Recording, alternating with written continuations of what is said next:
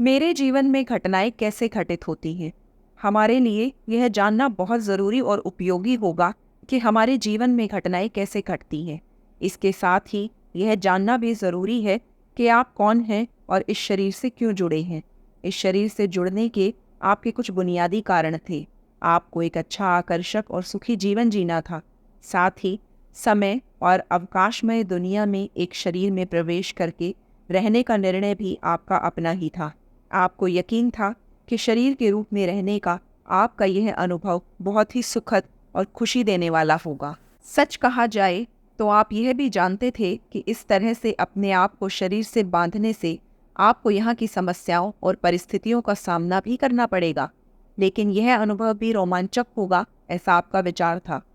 यह सब करते समय आपको एक बात का पक्का विश्वास था कि इस जीवन में आपके मन में अनंत इच्छाएं उत्पन्न होंगी, लेकिन आपके मन में चाहे जितनी भी इच्छाएं और आकांक्षाएं क्यों न उठें, उन्हें प्राप्त करने का कौशल आपके पास पहले से ही है।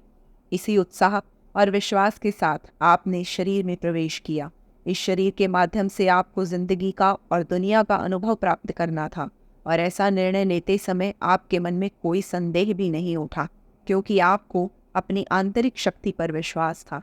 इतना ही नहीं, इस जन्म को स्वीकार करते समय आप यह भी जानते हैं कि हम एक मार्गदर्शक प्रणाली के अधिकार के तहत पैदा हो रहे हैं। इसीलिए यह कार्य योजना हमें अपने भीतर की क्षमता और शक्ति दोनों का उपयोग करने का अवसर प्रदान करेगी, और उसके द्वारा हम इस जीवन का असली आनंद प्राप्त कर सकते हैं। भले ही आपने एक नए शरीर में जन्म लिया और यह आपके जीवन की एक नई शुरुआत हो, लेकिन निश्चित रूप से यह आपकी शुरुआत नहीं थी। आप एक बहुत ही रचनात्मक और सक्षम व्यक्ति थे जो सिर्फ एक नए शरीर में अवतरित हुए हैं। आप जानते थे कि यह शरीर मुझे अपने हुनर को दुनिया के सामने पेश करने के लिए एक नया मंच प्रदान करने जा रहा है। जीवन के शुरुआती दौर में आप इस नई दुनिया की भाषा भी नहीं जानते थे। आप स्वयं को बधाई देने वाले लोगों के शब्दों को भी नहीं समझ पाते थे। फिर भी आप अपने आसपास के वातावरण और परिस्थितियों का आनंद ले रहे थे। आप समझ रहे थे कि इस दुनिया में आपका स्वागत करने वाले लोगों ने भी इस आनंद का स्वाद चखा है, लेकिन अब उन्होंने इसे खो दिया है। जिस समय आपने एक बालक के रूप में इस धरती पर जन्म लिया, उस समय आप जानते थे कि आप बहुत शक्तिशाली हैं। आपके पास आकर्षण के नियम की ताकत है। आप यह भी जानते थे कि आकर्षण का नियम ही संसार का मूल सार है। यह नियम आपके लिए भी कारगर सिद्ध होगा। आप आज भी यह जानते हैं, आप ही अपने जीवन के असली शिल्पकार हैं। और इससे भी महत्वपूर्ण बात यह है कि आप अपने जीवन में जो कुछ भी हासिल करते हैं, उसे आप रचनात्मकता से नहीं, बल्कि अपने आंतरिक विचारों के बल से प्राप्त करते हैं। इसीलिए जब आप एक छोटे बच्चे के रूप में पैदा हुए थे तथा शब्दों और कार्यों के बारे में कुछ ना जानते हुए भी आपको बिल्कुल डर नहीं लगा, क्योंकि आपको अपने सार्वभौमिक अस्तित्व में विश्वास था। आपको आपके जन्म लेने के पीछे का उद्देश्य स्पष्ट था। इसीलिए आप जानते थे कि इस व्यवहारिक दुनिया में जीवन यापन करते समय लगने वाले शब्द और कार्य आपको आसानी से प्राप्त हो जाएंगे। आप यह भी निश्चित रूप से जानते थे कि भले ही आप अपना अगाध और असाधारण ज्ञान इस दुनिया की भाषा में उसी तरह से प्रदर्शित नहीं कर पाए, तो भी इससे कोई फर्क नहीं पड़ेगा, क्योंकि आकर्षण का नियम इन सभी बाधाओं को तोड़कर आपके काम आएगा। इसके अलावा छोटी छोटी गलतियां और प्रयोगों को किस प्रकार संयोजित किया जाए, यह भी आप निश्चित रूप से सीख जाएंगे। आकर्षण के नियम की निरंतरता। अपने जन्म के समय आप एक और बात निश्चित रूप से जानते थे कि आकर्षण का नियम ब्रह्मांड में सभी जगह समान रूप से कार्य करता है। सभी चीज़ों की जड़ में तरंगें होती हैं और आकर्षण का नियम तरंगों पर निर्भर करता है। आप जानते थे कि जीवन की घटने वाली घटनाएं बार बार आपको इस नियम की याद दिलाती रहेंगी। तरंगों का नियम काफ़ी आसान है। यह नियम कहता है कि समान तरंगे एक दूसरे को आकर्षित करती हैं और विपरीत तरंगे एक दूसरे को प्रतिकर्षित करती हैं। यह सब जानने के बाद भी आपने अपने आसपास के लोगों को यह समझाने की कोशिश नहीं की, क्योंकि आपको विश्वास था कि आपका जीवन उनके लिए आदर्श रूप में काम करेगा। आपको यह जानने या चिंता करने की भी ज़रूरत नहीं थी कि आप किस तरह की तरंगे पैदा कर रहे हैं, क्योंकि उसका जवाब आपको अपने जीवन से तुरंत ही मिल रहा था। जिस प्रकार की तरंगे आप पैदा कर रहे थे, उसी तरीके की घटनाएं आपको प्रतिक्रिया के रूप में मिल रही थी। उदाहरण के तौर पर, जब आपके अंदर असफलता या हार का भाव पैदा होता है, तो उस समय आपको ऐसे लोग नहीं मिलते हैं, या फिर ऐसे लोगों तक आप नहीं पहुंच पाते हैं जो आपको उस विफलता से बाहर निकलने में मदद करें। आप उन्हें ढूंढने का प्रयास करें, तब भी आपको वो नहीं मिलते हैं। इसके विपरीत जो लोग आपको मिलते हैं वे आपकी मदद तो नहीं करते हैं, उल्टा आपकी असुरक्षा की भावना को और अधिक बढ़ा देते हैं। जब आप किसी के द्वारा किए गए दुर्व्यवहार को महसूस करते हैं तो दुर्व्यवहार की यह भावना आपके आसपास वैसी ही परिस्थिति का निर्माण करती है और आपको अच्छा व्यवहार प्राप्त करने के मार्ग में बाधा बनती है। जब आप आर्थिक तंगी के दौर में होते हैं तो उस माहौल की उदासी और डर आपको धन प्राप्त करने के अवसर दोनों से ही वंचित कर देता है। इस घटना का मूल कारण पैसा कमाने में असमर्थता नहीं बल्कि आकर्षण का नियम होता है। इस नियम के अनुसार आपका डर और असफलता की भावना असफलता को ही आकर्षित करती है। जब आप स्वयं को गरीब समझने लगते हैं तो गरीबी ही आपकी ओर आकर्षित होती है, और जब आप स्वयं को समृद्ध समझते हैं तो समृद्धि आपकी तरफ आकर्षित होती है। यह नियम निरंतर कार्यरत है। यदि आपने सूक्ष्मता से इसका अध्ययन किया तो यह जीवन के अनुभवों के द्वारा आपका मार्गदर्शन भी करता है। जब आप समझने लगते हैं कि जो कुछ भी आप सोचते हैं वही आपको मिलता है और आपको वैसे ही अनुभव भी आते हैं, तो आप मान सकते हैं कि जो आप करना चाहते हैं उसकी मास्टर चाबी आपको मिल गई है।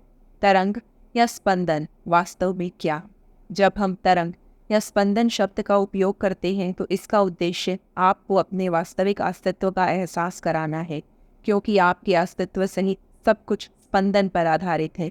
इस ऊर्जा परिवर्तन को हम कोई नाम दे सकते हैं, लेकिन सभी का एक ही अर्थ है। जब हम तरंग या स्पंदन शब्द का प्रयोग करते हैं तो इसका उद्देश्य आपको अपने वास्तविक अस्तित्व का एहसास कराना होता है, क्योंकि आपके अस्तित्व सहित सब कुछ स्पंदन पर आधारित है। इस ऊर्जा परिवर्तन को हम कई नाम दे सकते हैं, लेकिन सभी का अर्थ एक ही है। स्पंदन किस तरह से काम करता है, इसे समझने का सबसे आसान माध्यम ध्वनि है। जब कुछ वाद्य यंत्रों को तेज आवाज में स्पीकर पर बजाया जाता है तो लोगों को स्पंदन विस्तार से समझ में आता है। दरअसल हम जो कुछ भी सुनते हैं वह स्पंदन ही होते हैं। उस स्पंदन का हम अपने अनुभव के आधार पर अर्थ निकालते हैं और जो बताया गया है उसको समझने का प्रयत्न करते हैं। आप जो भी कुछ सुनते हैं उस स्पंदन से आप स्वयं का एक अर्थ लगाते हैं। इतना ही नहीं, आपकी पांचों इंद्रियां अर्थात नाक, कान, आंखें, जीभ और त्वचा आपके आसपास होने वाले स्पंदनों को अनुभव करते हैं और आप उस स्पंदन से कुछ अर्थ निकालते हैं। इसीलिए जब आप इस स्पंदन को समझने लगेंगे और उसकी गहराइयों में जाएंगे तब आपको अपने असली अस्तित्व की पहचान होगी। उस मूलभूत अवस्था में भी आपको सिर्फ लयबद्ध स्पंदन की ही पहचान होगी, और जब आप इस बात को अपने अनुभव द्वारा समझ जाएंगे तभी आपको हमारे द्वारा बताए गए स्पंदन का वास्तविक अर्थ भी समझ में आएगा। आपको चारों तरफ अस्तित्व में, हवा में, पानी में जो भी कुछ दिख रहा है वह सिर्फ स्पंदन है।